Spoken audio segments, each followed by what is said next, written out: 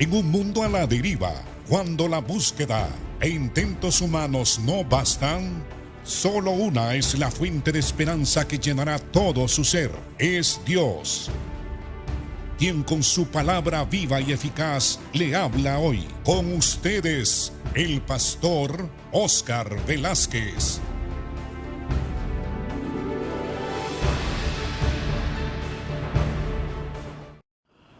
Continuamos con el estudio del libro de Romanos, capítulo 9. Estamos hablando de la elección condicional de Dios, cómo Dios trata con nosotros, los hombres pecadores, nos elige, nos llama, nos predestina, y todo es una acción de gracia y de misericordia de parte del Señor. Es lo que Pablo está explicándole al pueblo de Israel. Porque ellos decían, ¿cómo es posible que Israel sea desechado de parte de Dios? Pablo dice, no, Dios no ha desechado a su pueblo. Lo que sucede es que no todo el grueso del pueblo de Israel, no todos los millones de israelitas que surgieron de Abraham son los verdaderos hijos de Dios, sino aquel remanente fiel, aquel grupo de personas que Dios escogió. Y habla Pablo, explica Pablo cómo fue esa escogencia que Dios hizo, donde Él va desechando a ciertas personas y elige a otras, y elige a los descendientes de esas personas que el Señor soberanamente ha escogido.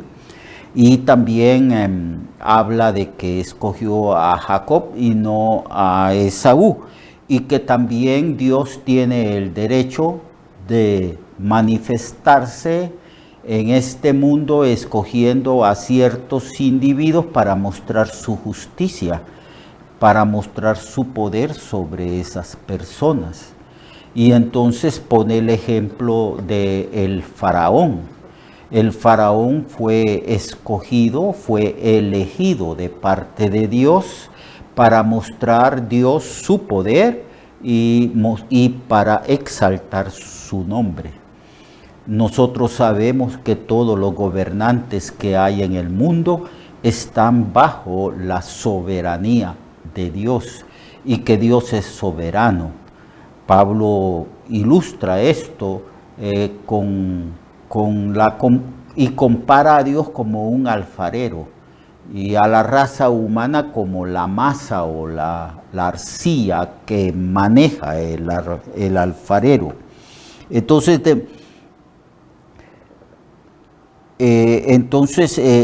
todas estas enseñanzas Pablo las explica para demostrar de que no todo el pueblo de Israel es salvo, sino solamente los que Dios eligió.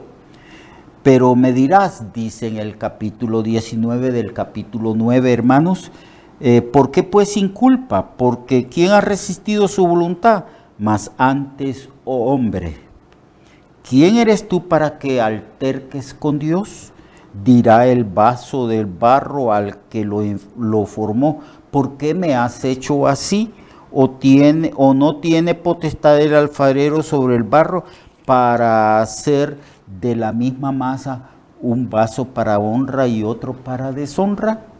¿Y qué si Dios, queriendo mostrar su ira y hacer notorio su poder, soportó con mucha paciencia los vasos de ira preparados para destrucción, y para hacer notoria las riquezas de su gloria las mostró para con los vasos de misericordia que Él preparó de antemano para su gloria, a los cuales también ha llamado? Esto es, dice Pablo, a nosotros los israelitas, no solo de los judíos, sino también de los gentiles. Entonces Pablo concluye su enseñanza diciendo de que ciertamente Dios muestra su poder, su majestad, su ira sobre ciertos individuos. Pero estos individuos ciertamente merecen el juicio, merecen el castigo y merecen la ira. Dios siempre ha tenido el derecho de manifestar su ira y de destruir a los malos y pecadores. destruyó a todos los que murieron en el diluvio, a todos los antidiluvianos. Entonces Dios dijo, yo me arrepiento de haber hecho a la raza humana. Su pensamiento solamente es para el mal. Su intención solamente es la violencia. Yo me arrepiento de haberlos hecho y los destruyó. Dios tiene derecho de ejercer juicio y de destruir a los malos y de juzgarlos y de manifestar su ira. Y también Dios tiene derecho de mostrar su bondad, su misericordia y su gracia y su salvación sobre el que Él quiera, el que Él quiera, y lo ha hecho para con nosotros. Este es el argumento del apóstol Pablo cuando está hablando de cómo Dios destruyó a los egipcios y también al faraón, y cómo Dios salvó al pueblo de Israel abriendo las aguas del mar y cuando ellos pasaron como en seco. Tratando de hacer los egipcios lo mismo, entonces el mar se cerró y todos perecieron ahogados. Entonces Pablo dice, y que si Dios, queriendo mostrar su ira y hacer notorio su poder, soportó con mucha paciencia los vasos de ira preparados para destrucción. Dios le dijo al faraón, yo te he levantado. ¿Qué significa eso? Significa que desde que nació el faraón, Dios guió sus pasos y lo colocó en el trono. Y allí en el trono este hombre voluntariamente mostrando su propio carácter, este hombre era soberbio, altivo, prepotente, odiaba al pueblo de Israel, no tenía misericordia, mandó a matar a todos los niños, cometió infanticidio, en fin, cometió todos los pecados que podía un hombre cometer. Entonces, Dios no puso ese pecado en el hombre es pecador, Dios no es el autor del pecado. Entonces Dios castigó a este hombre. Lo mismo sucedió en el caso de Judas. Judas traicionó al Señor, pero Dios no puso la avaricia en el corazón de él. No, simplemente fue un instrumento. Más le valiera, dice el Señor, a este hombre no haber nacido, refiriéndose a Judas. Así pues que a lo largo de la historia de la humanidad, Dios ha levantado poderosos reyes para manifestar su poder sobre ellos. Levantó a Nabucodonosor y este hombre, el defecto más grande que este hombre tenía era la altivez, la soberbia. Él se creía que él había levantado ese imperio y que él era poderoso sobre la faz de la tierra, famoso. Y Dios lo humilló. Dios lo humilló porque el que se exalta será humillado y el que se humilla será exaltado. Dios tiene poder para usar al ser humano según los designios de Él. Pero cuando Dios actúa, Dios no actúa caprichosamente. Esto también tenemos que tenerlo claro. Nuestro Dios es un Dios de propósitos. Y a Él no se agrada, no se goza, no se alegra de castigar al pecador. Lo castiga, a pesar de que Él no quiere castigarlo, porque es un Dios de justicia, ¿verdad? Es un Dios de justicia. Pudiera ser que un juez sea muy bondadoso, muy misericordioso, y que cada vez que dicta sentencia lo hace conforme a la ley y conforme a la justicia, pero lo hace con un pesar en su corazón, porque no quiere, no se goza en el castigo del que comete el delito. Así también es Dios. Dios no se goza, no se alegra por el castigo del pecador, pero tiene que castigarlo. Él es juez justo. Él tiene que hacer cumplir la ley y la sentencia de la ley. Esto también es claro y está también manifestado en el Antiguo Testamento, donde se dice que Dios no castiga al hombre porque él se goza o se alegra o porque quiere castigarlo. Lo castiga a pesar de que no quiere castigarlo, porque él es juez justo. La justicia debe de prevalecer. Bien, entonces nosotros somos objetos, nosotros los cristianos somos objetos de la gracia de Dios. Y a lo largo de la historia, por ejemplo, Dios visitó a Abraham y castigó a dos ciudades que habían en aquel entonces que estaban practicando los pecados contra naturaleza, a Sodoma y también a Gomorra. Y Dios, que es un juez justo, porque en la conversación que Abraham tiene con Dios, Abraham le dice, pero tú eres juez justo, vas a destruir, dice, al justo con el injusto que esté ahí en Sodoma y Gomorra. Lejos esté de ti que siendo tú juez justo y el juez de toda la tierra, hagas cosas semejantes. Entonces empezó Abraham a pedirle a Dios de que si hay una cantidad de justos, 50, 40, 30, hasta 10 justos, vas a destruir esa ciudad. Por amor a esos 10 justos no lo destruiré.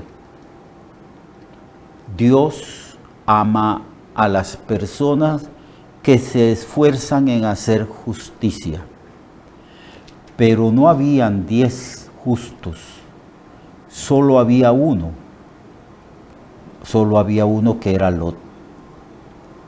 Así que ya ustedes conocen la historia, cómo Dios destruyó esas dos ciudades, y en el Nuevo Testamento se dice que Dios las destruyó con un propósito, de ponerlas como ejemplo para todos aquellos que iban a vivir o practicar los pecados contra naturaleza.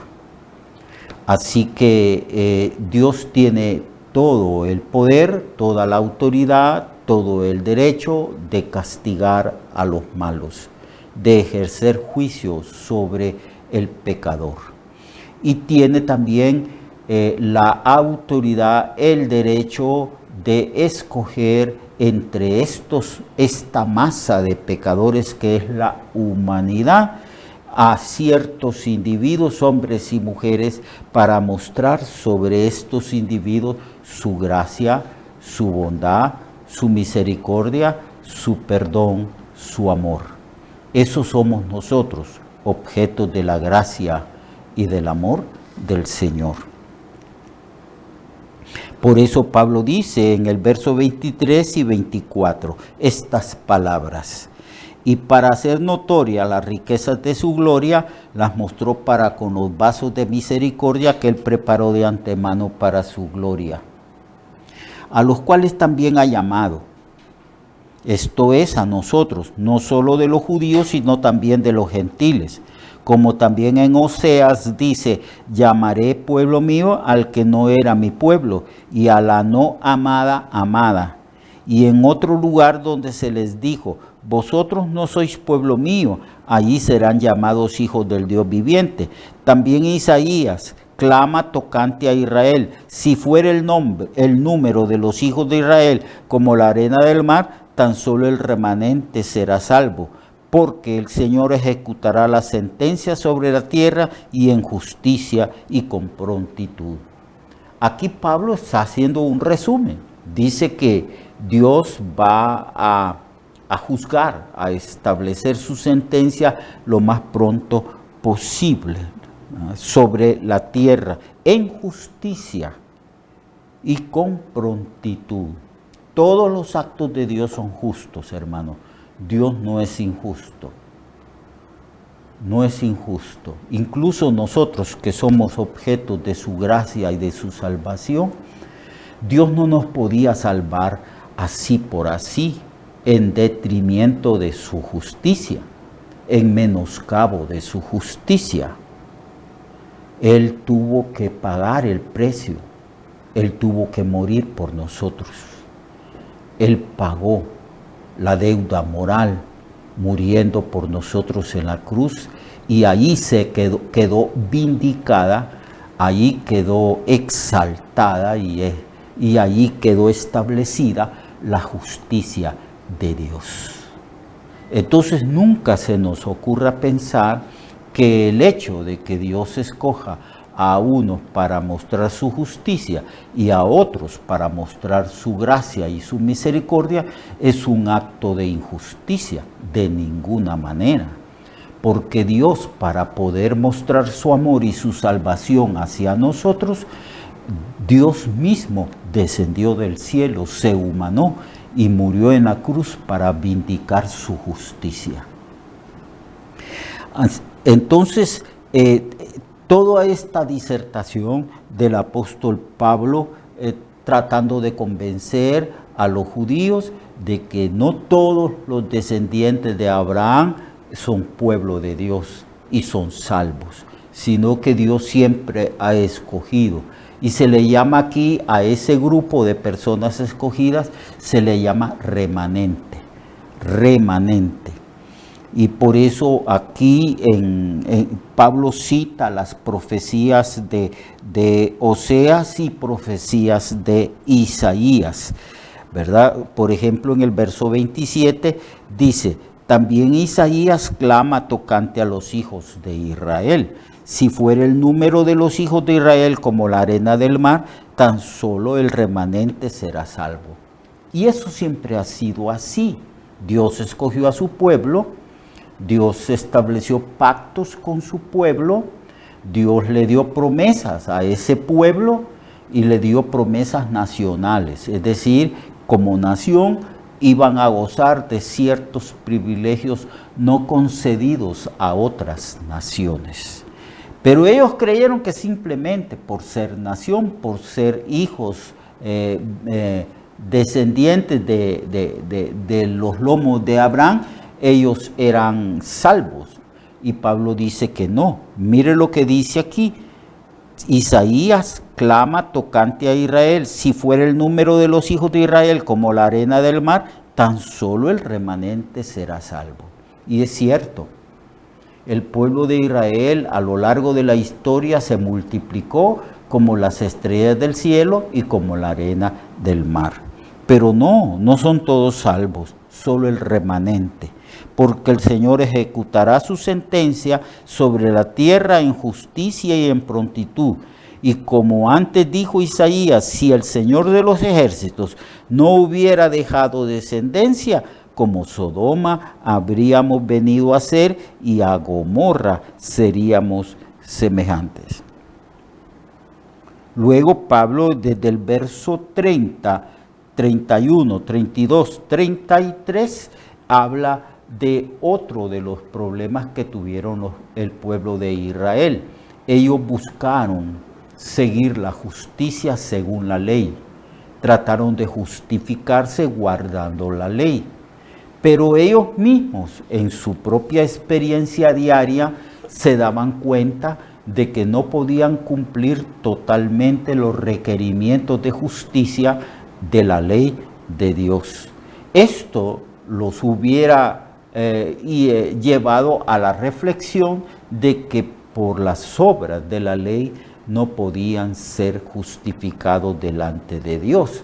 Pablo aclara esto en Romanos y también en Gálatas, diciéndole que la ley fue dada para que el hombre se diera cuenta que es pecador.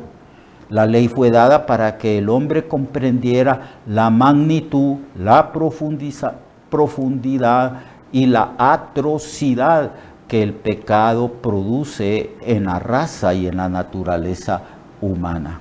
Pero ellos no hicieron eso, no entendieron ni comprendieron que la ley era dada para sancionar el pecado y para hacer al pecado más pecaminoso. Porque cuando la ley prohíbe ciertas cosas y el hombre transgrede esa ley, entonces el hombre se da cuenta ciertamente de que por la obediencia a la ley no podrá ser justificado. Todo lo contrario, la ley sirve para sancionar y castigar los pecados del ser humano. Ellos entonces no entendieron ni comprendieron estos, hermanos, y ellos trataron de justificarse por medio de la obediencia a la ley. Y luego Pablo aclara aquí en el verso 31 y 32 y en adelante de que nosotros, los gentiles, los que fuimos llamados también de parte de Dios, nosotros sí alcanzamos la justicia de Dios por medio de la fe y no por medio de la obediencia a la ley. Verso 31, mas Israel que iba tras una ley de justicia no alcanzó esa justicia. ¿Por qué? Pregunta Pablo. Porque iban tras ella no por fe sino por las obras de la ley, pues tropezaron en la piedra de tropiezo, como está escrito: y aquí pongo en Sión piedra de tropiezo, roca de caída, y el que creyere en él no será avergonzado. Vamos a profundizar esto mañana, el día de mañana, sobre la justificación por fe y el hecho de que Israel no pudo justificarse porque iba tras la justicia de la ley. Dios le bendiga, amado hermano, y les pido que amemos al Señor con todo nuestro corazón, porque a Él le plugo o le plació mostrar sobre nosotros no su justicia y su ira, sino su gracia, su bondad y su amor. Recuerde que su vida puede cambiar y mejorar, porque la palabra de Dios es viva y eficaz, y más cortante que toda espada de dos filos. Hebreos 4:12. Nuestra oración y deseo es que esta palabra predicada lleve mucho fruto. Le esperamos en el próximo programa, a esta misma hora y en esta misma estación.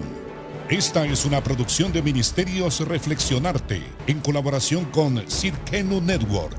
Sus comentarios son bienvenidos. Escríbanos al correo reflexionartehn@gmail.com o al 504-9802-6186. 504-9802-6186.